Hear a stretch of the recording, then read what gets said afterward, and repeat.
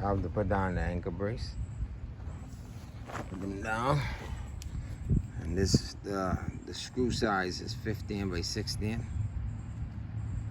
Sometimes they come bigger, so you have to get adjustable. Make sure you get that, so they don't be standard. So you can depends on the kind of wrench, ratchet you have. Just tighten them out. Make sure I put,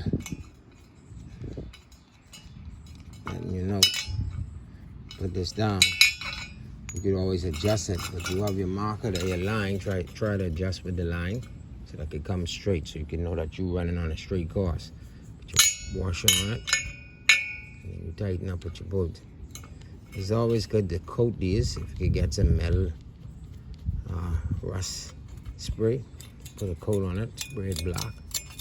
You know, but this will definitely keep the wood from being on the floor where the rain could really attack it.